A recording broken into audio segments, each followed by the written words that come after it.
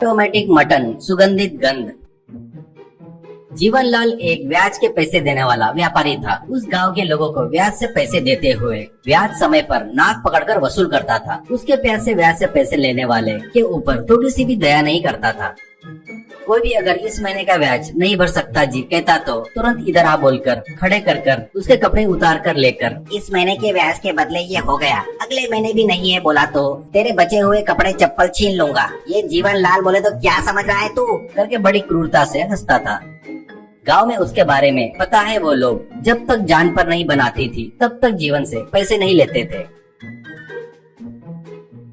ऐसे क्रूर कंजूस जीवन के पास उसके पड़ोस में रह रहे दयाकर आता है। दयाकर के घर में काफी बच्चे रहने के कारण उनको पालने के लिए कमाई ज्यादा नहीं रहने वाला एक मिडिल क्लास आदमी था। जीवन उसको देखते ही, क्यों आया है सुबह सुबह में, अभी तक लिया वो बस नहीं है क्या? दयाकर वो 330 रुपए ब्याज के साथ पहले भरा तो ही उसके बाद ही 150 कर्जा दूंगा करके चिल्लाएगा, सोचता है दयाकर। उसकी कंजूसी बर्दाश्त नहीं कर सकने के कारण पिछले साल ही उसकी मरी हुई पत्नी के फोटो के सामने खड़े होकर एक ही अगरबत्ती जलाकर रोते हुए जीवन को देखकर बड़े आश्चर्य से, जीवन बाबू आप रो रहे हो क्या? कहता है आश्चर्य से।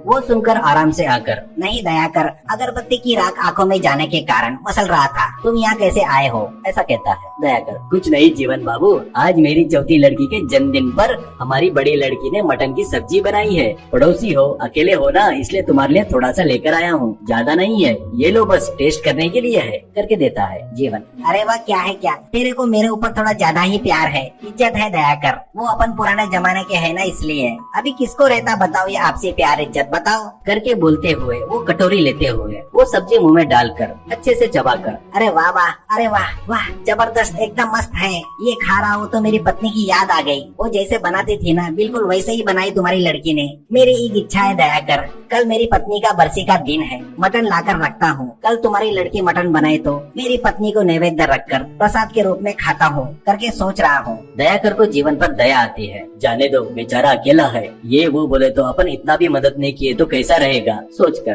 ठीक है जी, कल हमारी लड़की से बनवा कर बेचता हूँ, ठीक है जीवन। हाँ, तुम्हारे घर में बनवाना नहीं है, हमारे घर में बनाई तो फोटो में से मेरी पत्नी भी खुश होगी प्लीज, ऐसा कहता है। अब नहीं बोल सकने के कारण ठीक है लो कह देता है।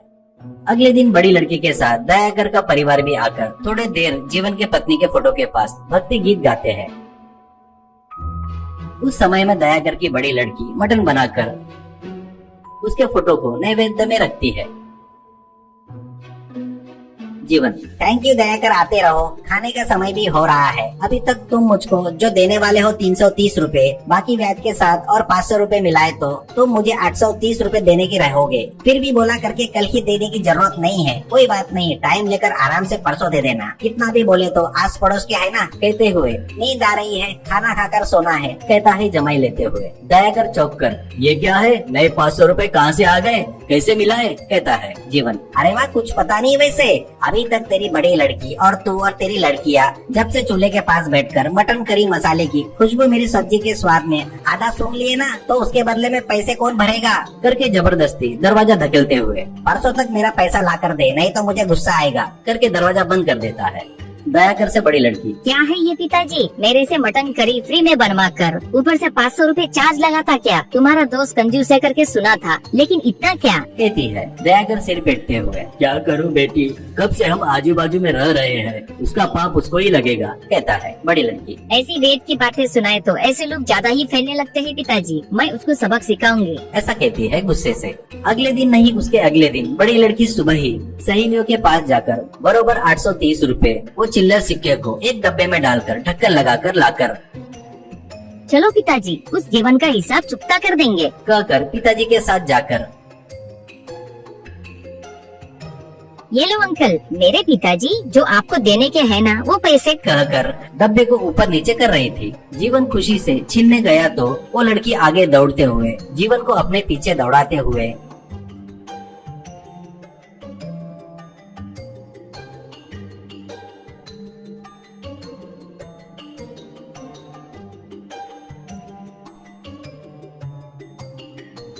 कुछ देर बाद चलो पिताजी, इनका कर्जा चुका दिए। ऐसा कहती है जीवन।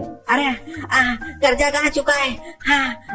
हाँफते हुए लड़की। ये क्या, इतनी देर से मेरे पीछे दौड़ते हुए पैसों की आवाज का मजा लिए ना, कर्जा पूरा हो गया। कहती है जीवन। अरे ये क्या अन्याय है, सिक्के की आवाज सुनकर सिक्के नहीं दिए और कर्जा पूरा दे दिए कह रही हो क्यों? ऐसा कहता है। तभी एक पुलिस एसआई के साथ अंदर आकर मजिस्ट्रेट जी, खाना भी नहीं दिए और सिर्फ मटन की सुगंध सुगाने के तुम 500 रुपए वसूल करना चाहते हो तो ठीक है, पर सिक्कों की आवाज सुनकर तेरा कर्जा चुकाए तो इसमें क्या हर्ज है? कहते हुए एसआई से, इस जीवन के ऊपर कितने सारे केसेस कंप्लेंट है मैंने सुना है, इसलिए इसे सभी सेक्शन की तरह अरेस्ट करने का आदेश देता हूँ, कहता है। जीवन झगड़ा करते वक्त उसको एसआई खींच कर ले जाता है। मजिस्ट्रेट दयाकर से, तुम्हारी लड़की एकदम इंटेलिजेंट है, मेरी लड़की और वो दोनों क्लासमेट है, सुबह हमारे घर पर आकर पूरी बात बताकर मदद करो करके रिक्वेस्ट की थी। ये जीवन जैसे लोग समाज के कीड़े हैं, इनको सजा मिलनी ही चाहिए, कहते हैं मजिस्ट्रेट जी।